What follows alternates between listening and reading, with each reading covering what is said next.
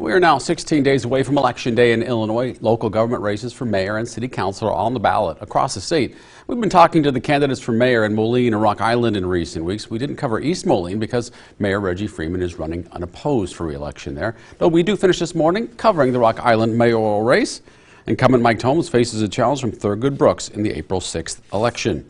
This morning we do focus on Mike Thoms specifically. He is a Rock Island native. Thoms spent his primary business career working at the family business Thoms Pressler Company, a food distributor and food supplier.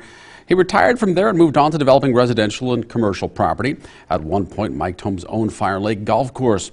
Thoms once served as president of the economic development nonprofit organization Renaissance Rock Island, and he was elected Rock Island mayor 4 years ago.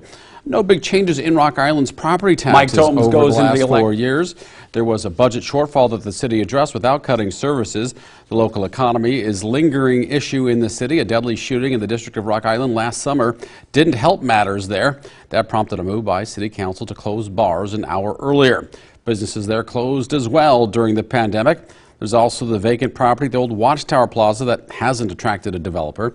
The city spent millions of dollars several years ago to clear the property and make it shovel ready. So far, though, no investors are ponying up the cash and bringing the shovels.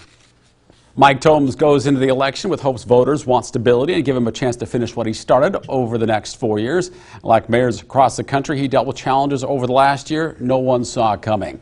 Rock Island Mayor Mike Thoms joins us for a conversation this morning. Thanks so much for taking the time. Oh, my pleasure. Glad to be here again. Mr. Mayor, what do you consider the most significant accomplishments of your first term? You know, we've had great success with some economic development. We had a good number of jobs created over the last 4 years, several hundred, and so that was a good accomplishment, along with increased revenue through some property taxes through these growth, the expansion of some buildings. And so those were very positive. We feel pretty good about that. Why do you think voters should give you a second term, and what do you hope to accomplish in that second term? Do you have any specific plans? You know, start out with why, and it's because there's some unfinished business that we want to continue to follow through with and complete. But, you know, I guess I've got a lot of experience in economic development along with leadership throughout just this last 4 years, but my whole career. And so I think that that's a good reason for me to want to be considered to run for mayor and be elected. But and as far as a vision and things that I'd like to see accomplished, the biggest is downtown Rock Island. We've started that process with hiring through the chamber, hiring a downtown manager. We've dusted off the 2015 revitalization plan, and we'd like to start getting that implemented. As they say, no more talk, let's start doing. And we're ready to do that. City's got some money invested in it, and so let's start implementing. So that's one of the biggest things. The other is, and you've asked this question to me a number of times, 11th Street. What to do with that piece of property we have on 11th Street, and I want to see that through. I think that's a big vision of mine, is to have something committed and completed there.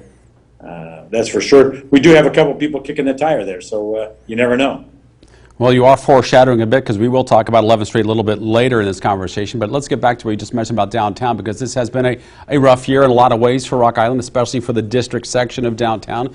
Some businesses closed during the pandemic. Violence raised some safety concerns, and city council forced bars there to close an hour earlier recently. Yet you maintain, as you just mentioned, revitalizing the district and downtown is one of your biggest priorities.